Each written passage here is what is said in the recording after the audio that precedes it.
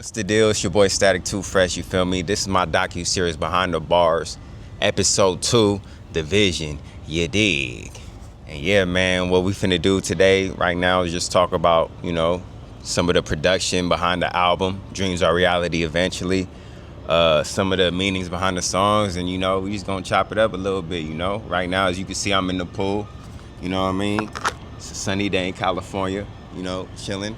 Had to hop up in the pool real quick. I decided I'm gonna do the episode in the pool today. You feel me? Got it to myself right now. So yeah. Now this is episode 2. On episode 3, I will be showing y'all more inside clips of the actual studio process when we was in the studio recording the album. We recorded the album in one day. I think we got the recording done in less than 5 hours. We knocked out the album in less than 8 hours. Pretty much. Like, I booked an 8-hour session. I got the recording done in like 5 hours. We got it done, mixed and mastered, and got that shit done really quick. You feel me? So we knocked it out in one day. We documented the whole session. So we got a lot of, footage we about to drop in the next episode. You know what I mean? Really, we just getting started on the docu-series, you feel me? But yeah, I'm gonna give y'all some clips at the end of this episode, like in studio, getting y'all ready for the next, next episodes of this rollout. Dreams Are Reality Eventually. So we got some really good production on the album. I got some production for the homie R9. You feel me? I got some production from the homie Jacob John, who also engineered and mixed and mastered the whole project, the homie Jacob John. I got a couple beats from Soul's Beats. Shout out to Soul's Beats and 29 Million. Those are the producers on the album. You know what I mean? I decided to come with this West Coast sound. And that's the producers that I have on this album.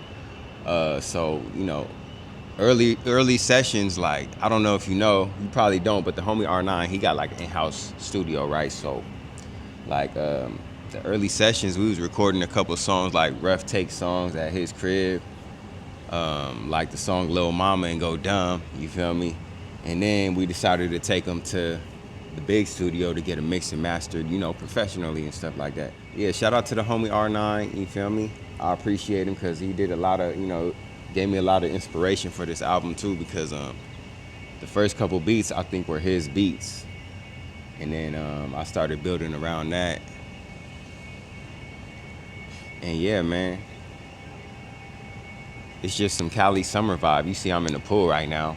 This whole album is a California West Coast summer vibe, you know what I mean? I did something for us, you feel me? I mean, shit, West Coast, we on top right now. It is what it is, you feel me? And yeah, man, Dreams Are Reality Eventually.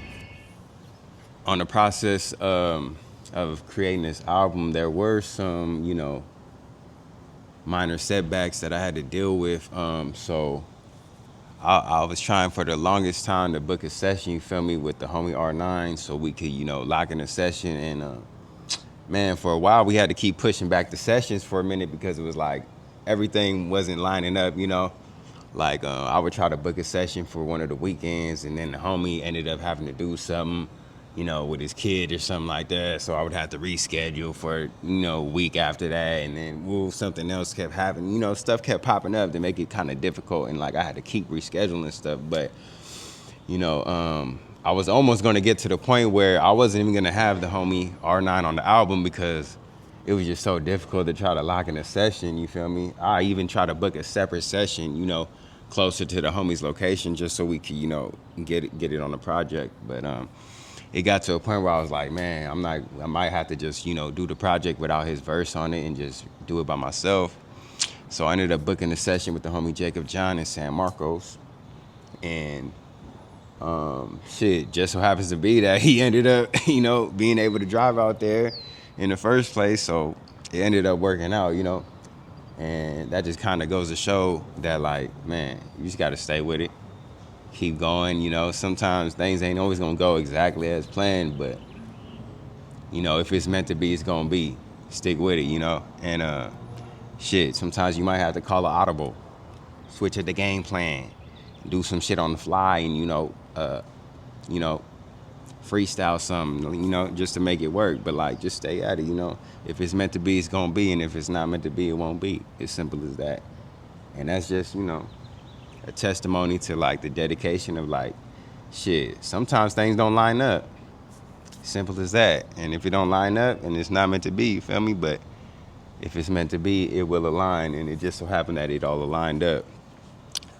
So another thing on this album, I got a legendary verse from a legendary artist, Dizzy Wright, from Las Vegas. He's one of the coldest hip hop artists from Las Vegas.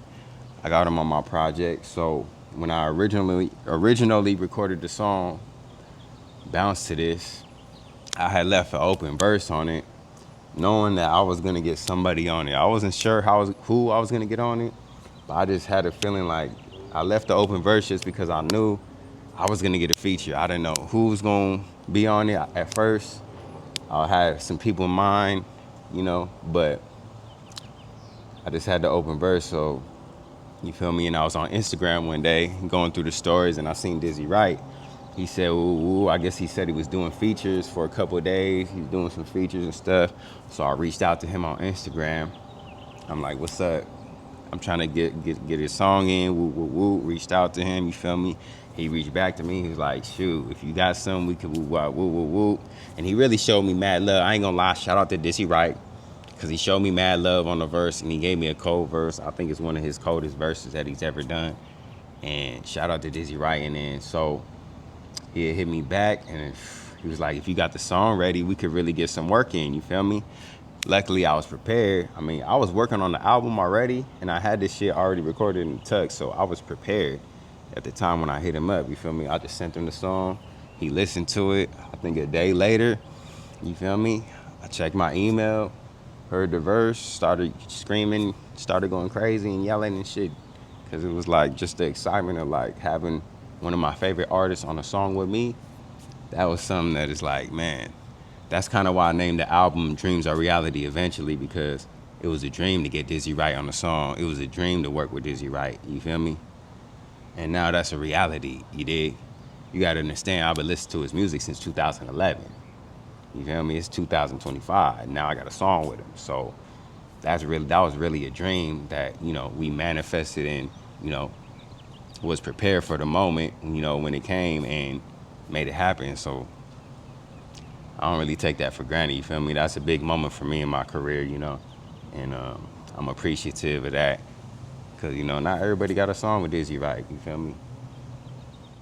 Yeah, man, I feel like this is my best project I've created so far. I mean, just so cohesive as far as like production and songs and creativity and concepts of the songs and like just the whole direction, you feel me? It's the first West Coast project I've done, and man, I feel like I'm really finding my sound right now, and man, I can't wait for y'all to hear the project. It's really a dope project. You from the West Coast, you gonna rock with it for sure. You know what I mean? This for Oceanside, the Bay Area, California. This is summertime vibe. We on some turned up shit. Yeah, man. Shout out to the homie that made the cover art, man. If you look at the cover art, I'll put it right here on the screen, right here. The cover art is pretty much me on the Oceanside Pier.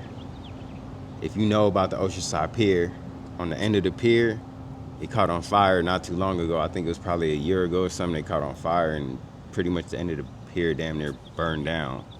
So on the cover of the album, it's me on the pier while I was burning down, throwing up the West Coast with a microphone in my hand with my Warriors jersey on, because obviously I fuck with the Bay Area. I was born in the Bay Area, you feel me? So I got the Warriors jersey on, and that's pretty much what the cover is. Dreams are reality eventually, the whole concept, you feel me? It's the DARE concept, D-A-R-E, dreams are reality eventually, you feel me? It's the whole acronym, you feel me? And that's pretty much what it is, man. Dreams are really reality eventually if you just stay with it and stay consistent and don't give up. Don't let nobody tell you can't do it. A lot of people gonna try to downplay your greatness. The only reason they gonna downplay is because it's impossible for them to do that. Like, you feel me? They gonna try to downplay your greatness, but just understand that if you stay with it, you stay consistent, the universe is gonna work in your favor. You know what I mean? And you keep getting better at your craft. Don't get lazy. That's I think that's the thing that be hurting a lot of these artists is once they become successful, they get lazy. They stop working. They don't work as hard. They stop creating as much. They stop putting in as much time into the effort of the craft. You know what I mean? If you just stay with it, stay consistent, you can pretty much accomplish anything you want. But I got dizzy right on the song. I never thought that would happen. So look, and that's what it is. Your boy Static Too Fresh. This is my docu-series, Behind the Bars, Episode 2, The Vision. You dig? I appreciate y'all for locking in, man. Let's get it. No one else is coming in behind y'all, right? Nah. I thought I knew him.